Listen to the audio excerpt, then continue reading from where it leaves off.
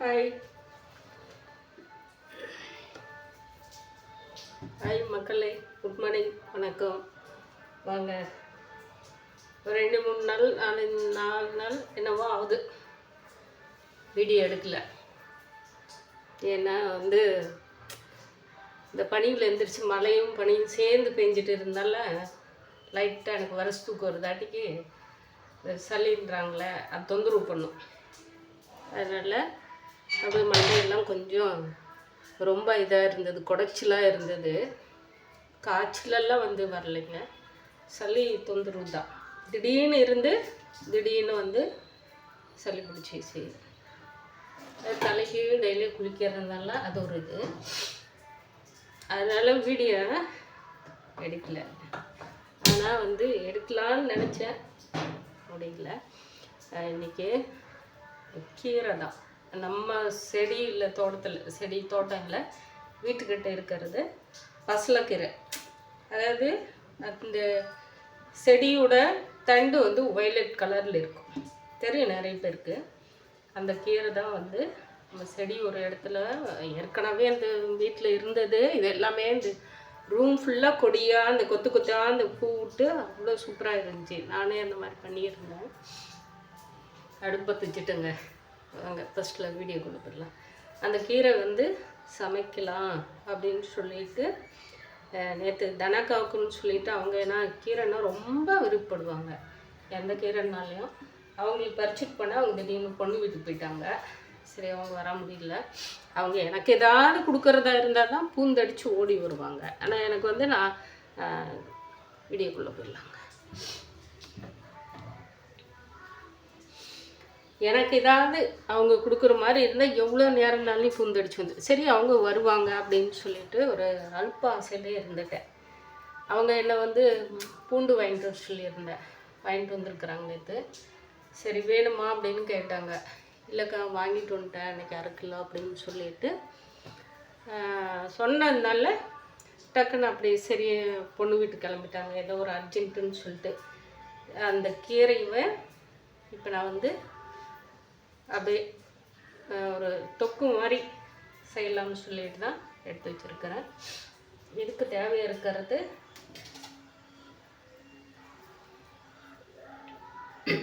பூண்டு, ஒரு குட்டியோண்டு பூண்டு தட்டி வச்சுருக்கிறேன்.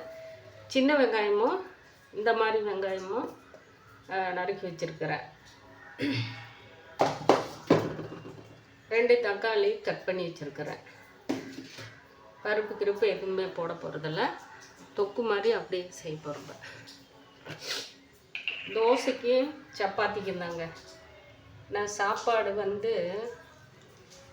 தம்பியை சின்னவன் சாப்பிடுவான்னு சொல்லிட்டு 2-3 நாளும் செஞ்சு அந்த சாப்பாடு நானே தான் சாப்பிட்டுருக்கேன். அவன்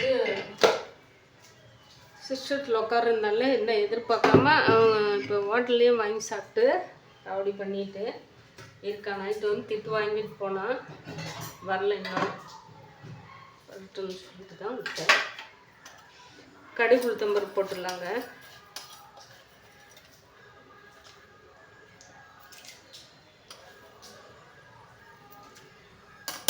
எண்ணெய் காஞ்சி லைட்டாக தான் காஞ்சிட்டு இருக்கு. ஏன்னா சட்டி கொஞ்சம் சூடாகணும் இல்லைங்களா, அதனால் லைட்டாக காஞ்சிட்டு இருக்காங்க.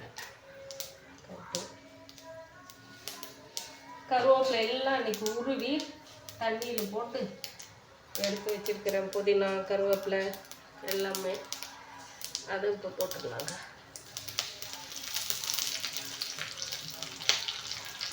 பூண்டு போட்டுடலாங்க.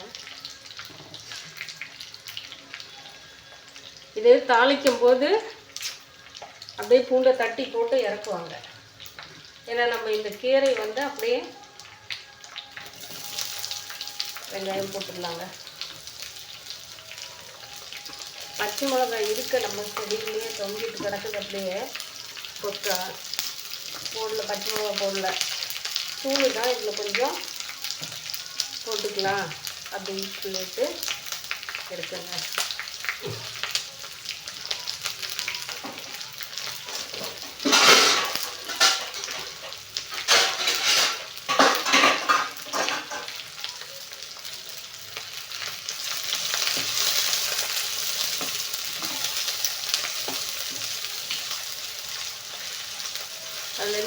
புதினா ஒரு 2 இலை விழுந்துருச்சு, அது வாசம் சளி பிடிச்சிருக்கு எனக்கு. இருந்தாலே அந்த புதினாவும் கருவேப்பிலையும் வாசம் சூப்பராக வந்துட்டு இருக்குது. கொஞ்சோண்டு தேங்காய் வந்து மிக்சியில் போட்டு அப்படியே திருவுணு மாதிரி எடுத்து வச்சுருக்கிறேன். இது போட்டால் நல்லாயிருக்கும். என்னன்னா இந்த பொம்பளை வந்து கீரைக்கு வந்து சப்பாத்தி தோசை இருந்தது அப்படின்னு நினைக்காதீங்க. நீங்கள் சாப்பிட்டு பாருங்கள் செஞ்சு. கொஞ்சோண்டு மல்லித்தூள் ஒரு 4 ஸ்பூனு, இந்த வாசத்துக்கு தான் மல்லித்தூள். பட்டு நம்ம வீட்டில் அரைச்ச மிளகாத்தூளுங்க ஒரு 1/2 ஸ்பூன் கம்மியாக தான் போடுறேன். ஏன்னா இது பயங்கர காரமாக இருக்கும். மஞ்சத்தூள் ஒரு 1/4 ஸ்பூன் போட்டுக்கலாங்க. அவ்வளோதான் இதோட மிக்சிங் முடிஞ்சது. ரொம்ப அப்படியே தண்ணி மாதிரி இப்படி கீழே குளிஞ்சா அவ்வளோதான், அந்த மாதிரி இருந்தது. அதில் வீடியோவும் எடுக்க முடியாதுன்னு சொல்லியிருந்தேன். இப்போ அது இல்லாமல் சனிக்கிழமை நைட்டு அந்த மாதிரி எனக்கு தொந்தரவு ரொம்ப. வெள்ளிக்கிழமை நைட்டு இருந்தே இதாக இருந்துச்சு. அப்புறம் வெள்ளிக்கிழமை இருந்து சனிக்கிழமையும் கொஞ்சம் அட்ஜஸ்ட் பண்ணிட்டு மாத்திரையெல்லாம் போட மாட்டேங்க. எப்போவுமே வந்து மேக்ஸிமம் மாத்திரை போட மாட்டேன் நான். ரொம்ப ஏதாவது முடியாத சூழ்நிலைக்கு தான் மாத்திரை போடுவேனே தவிர மாத்திரை அதிகமாக போட மாட்டேன் நான். ஆனால் வந்து இது ஹெல்த் கேரில் வந்து நம்ம சொல்கிறோம் இல்லைங்களா, வெஸ்டீஜ் கம்பெனி நான் நிறுவனத்தில் அந்த ப்ராடக்ட் வந்து அது எல்லாமே நமக்கு வந்து சப்ளிமெண்ட்டு தான், உணவு மாதிரி தான். கீரையிலேருந்து பழங்கு வகையிலேருந்து இருக்கிறது. நொன்னாப்பழம்னு சொல்லிட்டு இப்போ நிறைய வந்து சுகர்காரது, தைராய்டு, அது எல்லா நோய்க்குமே பிளட்டு வந்து க்யூர் படுத்துறது, கிருமிகளை வந்து அழிக்கிற தன்மை இருக்குது. 100% இருக்குது. கண்ணுக்கு தக்காளி 2 போட்டுக்கலாங்க. தைராய்டு இருக்கிறவங்க கொலஸ்ட்ரால் மாட்டு சீம்பால் இருக்குதுங்களா, அந்த சீம்பால் வந்து கொலஸ்ட்ரால் வந்து கொடுத்துருக்குறாங்க.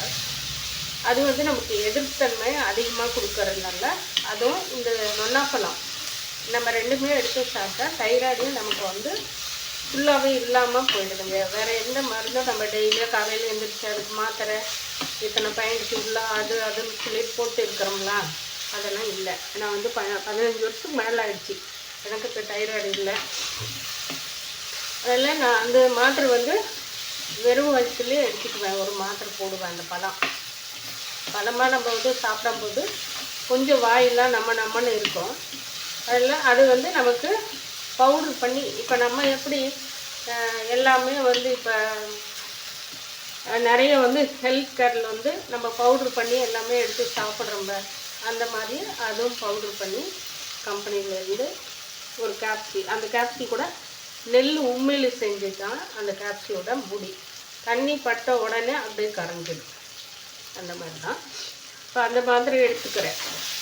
அதனால வந்து எனக்கு இந்த கை கால் குடைச்சல், சளி பிடிச்சி அந்த இதெல்லாம் வரும் பாருங்கள், அந்த மாதிரி தொந்தரவுலாம் இல்லை. டக்குன்னு இது மாதிரி தண்ணியாக ஊற்றிட்டு கிடஞ்சி தலை கொஞ்சம் பாரமாக இருந்துச்சு, அதிலே குளிச்சுட்டு இருந்தேன்னா அதனால் சனிக்கிழமை நைட்டு மறுபடியும் வீடெல்லாம் கொஞ்சம் தண்ணியிலே ஊறிட்டு இருந்தால் மழை வேற ஊறிட்டே இருந்தது இல்லைங்களா. அதனால் இது திருச்செங்கோடு சொல்ல மறந்துட்டேன். அன்றைக்கி வீடியோ எடுக்கலான்னா முடியாது. போகும்போது வந்து இருட்டிலே போனோங்க. அதனால் வந்து நம்ம வண்டியில் போகணுன்னா நம்ம வண்டி வந்து திடீர்னு எதனாலன்னே தெரில பஞ்சர் ஆகிடுச்சி. அதை மாற்றணுன்னா போயிட்டு அந்த அண்ணா நல்லா ஒண்டியாக முடியல, அவ்வளோ நேரத்துக்கு பாவம், அவரையும் சிரமப்படுத்தக்கூடாதுன்னு சொல்லிவிட்டு நாங்கள் ஒரு 6 லேடிங்க, சரி அண்ணா வேண்டாம் உங்களுக்கு வண்டியை எடுத்துகிட்டு வந்துருக்கோம் அப்படின்னு சொல்லிவிட்டு அவர் வண்டிக்கு வாடகை கொடுத்துட்டு திருச்செங்கோடு கோயிலுக்கு போயிட்டு வீடியோ எடுக்கக்கூடாதுன்ட்டாங்க. அப்பயும் இந்த சம்பந்தியமான ராஜுவோட மகனை வந்து எடுக்கணும்னு சொல்லிட்டு முருகரை இப்படி எடுத்தாங்க. செல்ல பிடிங்கி வச்சுட்டாரு. அவர் ஏதோ கடவுள் அதிசயத்தில் அதை எடுத்து டெலிவரி பண்ணிவிட்டு உடனே கொடுத்துட்டாரு. எலெக்ஷன்னா நாங்கள் உண்டிகள் போட்டுருவோங்க, எத்தனை மாதம் கழித்து அந்த உண்டிகை எடுக்கிறாங்களோ அப்போ தான் நீங்கள் வந்து செல்லை வாங்கிக்கணும். இங்கே எழுதி போட்டிருக்கிறவங்க இவ்வளோ மக்கள் இருக்காங்க, நீங்கள் எப்படி எடுக்கலாம் அப்படின்னு சொல்லிட்டு அதை வாங்கிட்டாங்க. அதனால் நானும் வந்து வீடியோ எடுக்கல. வந்து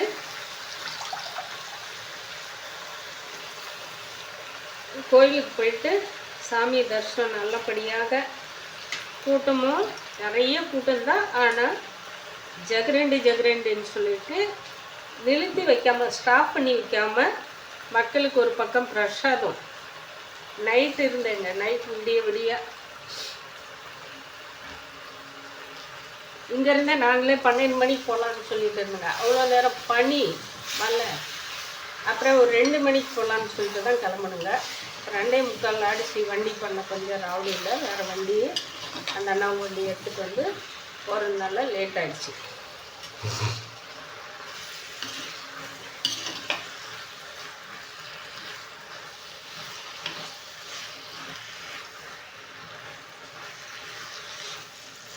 அது யூடியூப்பில் கூட நிறைய பேர் போட்டிருக்கிறாங்க.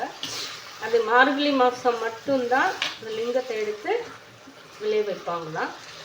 அது வந்து குறிப்பிட்டு டைமு தான்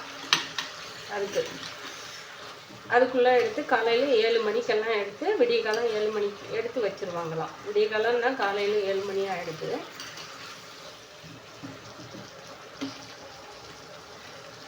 அது பார்க்கலாம் வாங்க அப்படின்னு சொல்லிட்டு நான் அவங்க ராஜாவோட லீலம்மா வந்து இந்த மார்கழி ஃபுல்லாக பஜன்ஸில் கலந்துட்டுருக்குறாங்க அவங்க ஃப்ரெண்டுங்களோட சேர்ந்து. இதெல்லாம் நாங்களும் ஒரு காலத்தில் அந்த மாதிரி 4 மணிக்கு எழுந்திரிச்சு ஆரம்பித்து 6 மணிக்கு 7 மணி ஆகிடும். ஒவ்வொரு தெருவாக போயிட்டு பஜன்ஸ் பண்ணிட்டு பகவானோட ஸ்லோகம் சொல்லிவிட்டு அவர் ஃபோட்டோ எடுத்துகிட்டு போயிட்டு இருந்தோங்க. ரொம்ப நல்லா இருந்துச்சு. இப்போ அதெல்லாம் இல்லை, இப்போ யாரும் அந்த மாதிரி செய்கிறது இல்லைங்க. அதனால விட்டுங்க. சென்னையில் இதில் காஞ்சிபுரத்துலேருந்து அக்கா வந்து கேலக்கிய சித்தரை பற்றி, கேரளான்னு நினைக்கிறேன் அவங்க அந்த மேடம், அவங்க வந்து எடுத்திருக்கிறாங்கன்னா அவங்க ஸ்லோகம் சொல்லி இப்போ அவரை வந்து கேலக்கிய சித்தரை வந்து கூப்பிட்டு அவர் வந்து அவங்களுக்கு என்ன அற்புதம் செஞ்சுருக்கிறாருன்னு சொல்லிட்டு அவங்க போட்டிருக்கிறாங்க. அது எனக்கு போட்டிருந்தாங்க, நான் பார்த்தேன். அது சித்தர்னா என்ன, கடவுள்னால் முடியாது, சித்தர்கள் எப்படி சரி பண்ணுவாங்க அப்படின்னு சொல்லிட்டு மக்கள் நினைப்பாங்க அப்படின்னு சொல்லிட்டு அவங்க சொல்லிட்டு இருந்தாங்க. அது நான் சொல்கிறது என்னன்னா,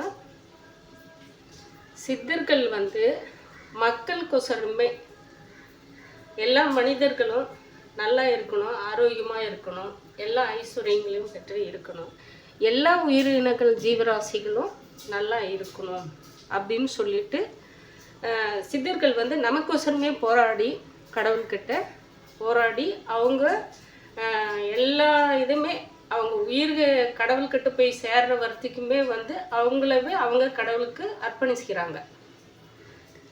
ஜீவ சமாதி அடையிறது அந்த கோயிலே வந்து இடம் கொடுத்து அந்த என்னோட வந்து சேர்ந்துட்டே அப்படின்னு சொல்லிட்டு அந்த கோயிலே அவங்க ஜீவ சமாதி அடைகிறாங்க. ஏன்னா அவங்க யாருக்கோசரம் போராடுறாங்க, மனிதர்களுக்கோசரம் போராடுறாங்க, நமக்கோசரம் போராடுறாங்க.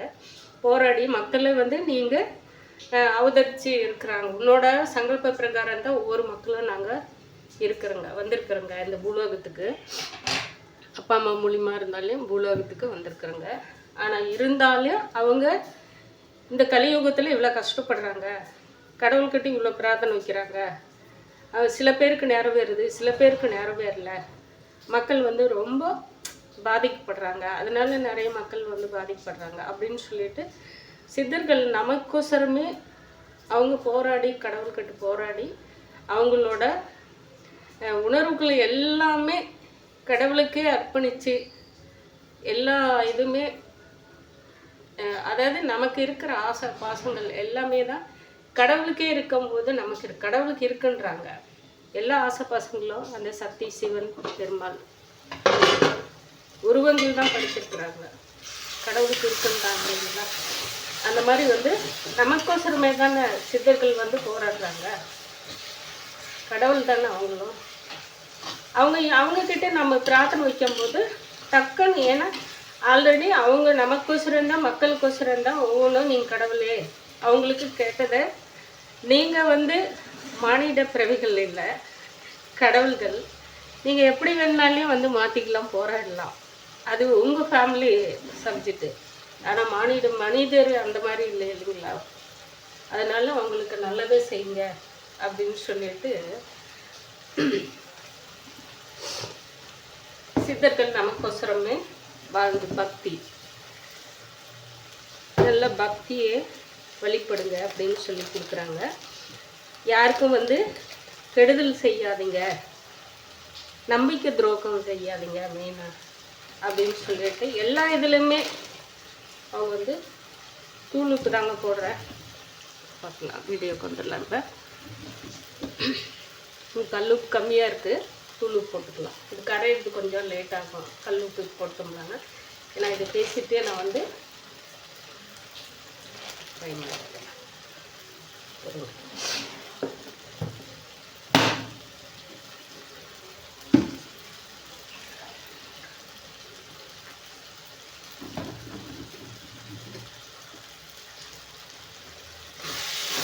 சரி, எல்லாமே அப்படியே கொஞ்சோண்டு இருக்கிற இடம் தெரியாமல் அஞ்சு போச்சு.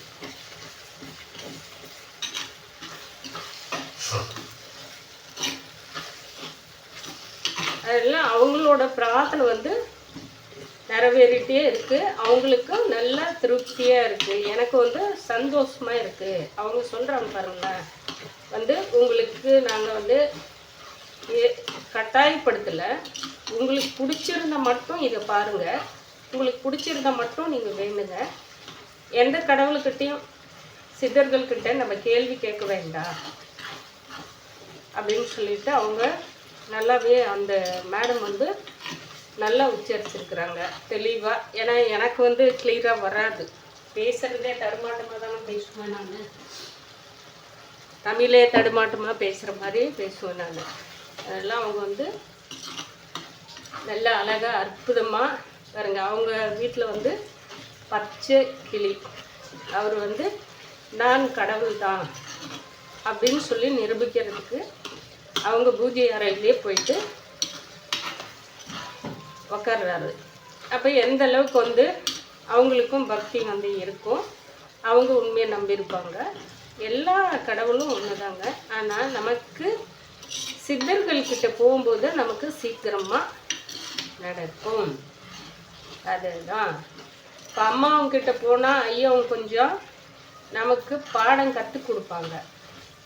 அம்மாவங்க என்ன செய்வாங்க, கொஞ்சம் கருணை காட்டுவாங்க, அந்த மாதிரி தான். ஆனால் இவர் வந்து நமக்கு சித்தர்கள் வந்து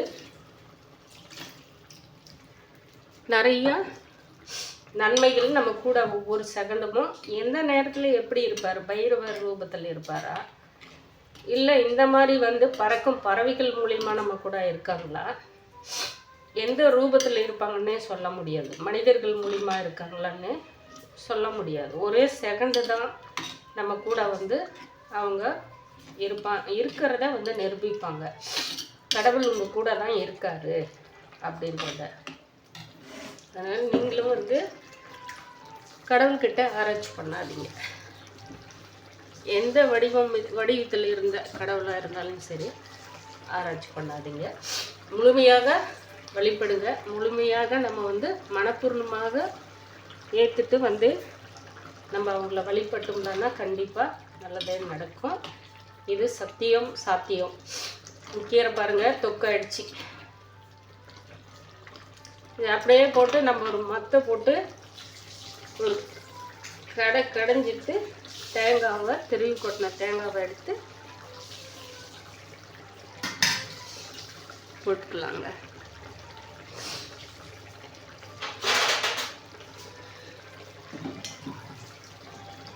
மத்த இல்லைங்களா,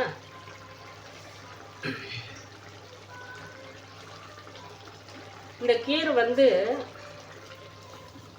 உடம்புக்கு வந்து அவ்வளோ நல்லதாங்க. நான் எங்கள் வீட்டில் ஃபஸ்ட்டில் ஆரம்பத்தில் இருந்துச்சு, இந்த ரூம்லே தான் பக்கத்தில் செடியே அப்பயும் நான் செடி தேடிட்டு வந்து வைக்கல. எப்படியோ ஒரு விதை உளுந்து அது மூலிமா செடி வந்து நல்லா அப்படியே இந்த மேலே மாடி ஃபுல்லாக வந்து நானே எனக்குள்ளே ஒரு ஆசை வந்து என்ன பண்ணேன், இந்த பசங்க தான் தங்கியிருந்தாங்க தம்பி அங்கே. அப்படியே கொடி ஒரு கயிறு கட்டி விட்டுருந்தேன். ரூம் ஃபுல்லாக பரவிட்டு இருந்துச்சு. பூ அப்படியே அந்த வயலட் கலரில் பூ அப்படியே கொத்து கொத்தாக விட்டு இருந்துச்சு. அதில் வெள்ளையும் வயலட்டும் கலந்து மாதிரி வரும். சூப்பராக இருந்தது. அப்புறம் இவனுக்கு வயிறு வந்து கண்ணா பின்னான்னு போட்டு விட்டு அதுக்கு இதுக்குன்னு வயிறு இழுத்து விட்டுருந்தானுங்க பசங்க இந்த ரூமில் இருக்கும்போது. சரி மழை விழ பெய்யும் போது ஏதாவது இறத்தது அடிச்சுட்டா என்ன பண்ணுறதுன்னு சொல்லிட்டு ஃபுல் செடி நானே கட் பண்ணி தூக்கி போட்டேன்.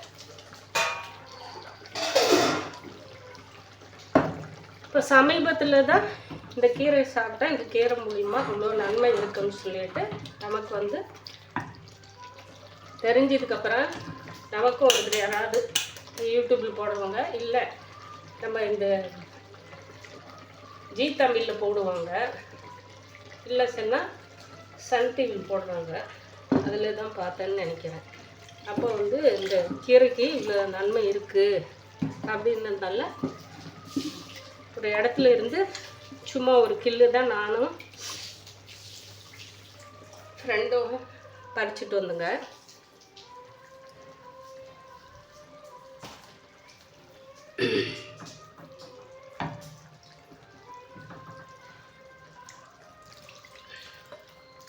அவ்வளோதான்ப்பா இது.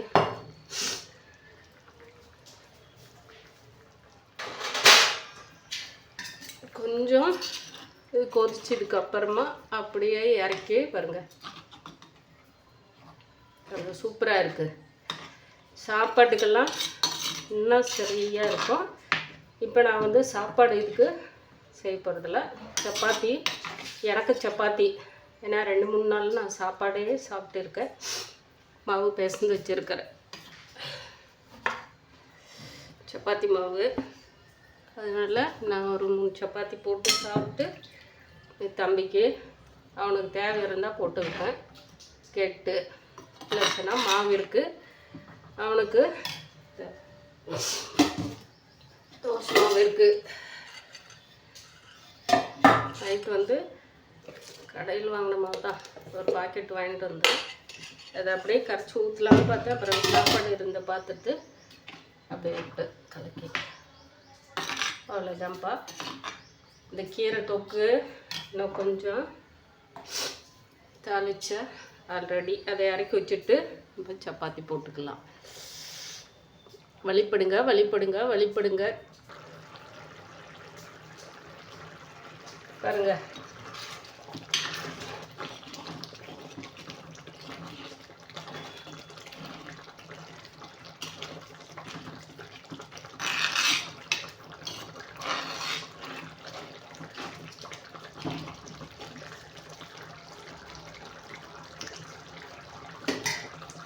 அவ்வளோதாங்க. அதை இறக்கிட்டு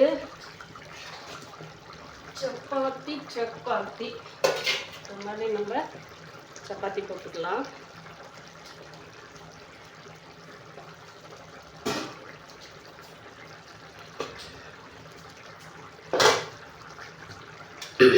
ஏன்னா என் வாய்ஸ் வந்து கிளியராக வராதுன்னு நினைக்கிறேன்.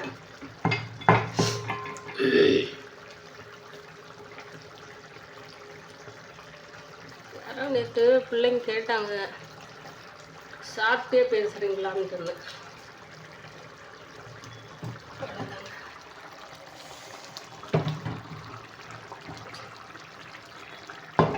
இன்னும் அது அப்படியே வந்து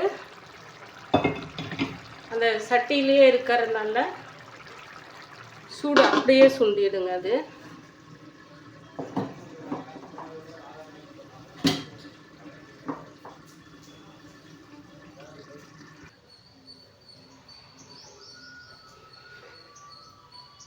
கடலை சூடாயிடுச்சான்னு போடலான்னு பார்க்கலாமே.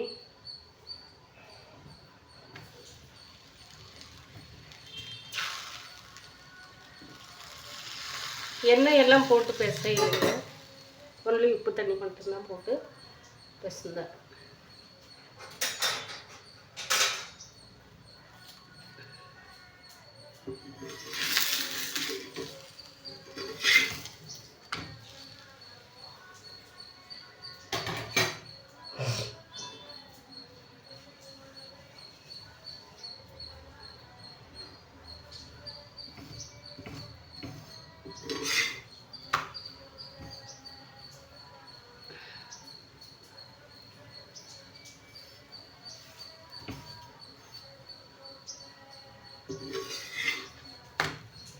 இன்னும் கொஞ்சம் கல் சூடு ஆகணும்னு நினைக்கிறேன்.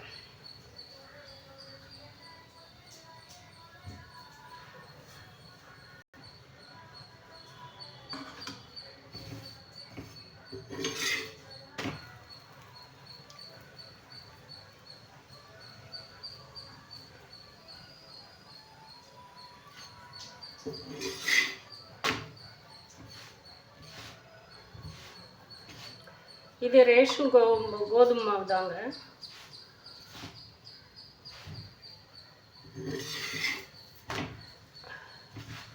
சூப்பராக இருக்கும், நல்லா சாஃப்டாகவே சூப்பராக இருக்கும்.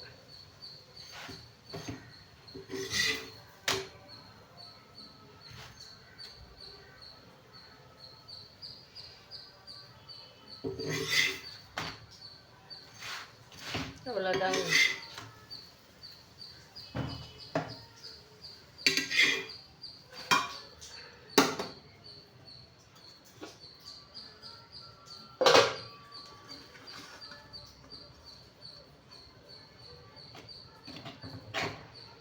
சரியான தொக்குங்க.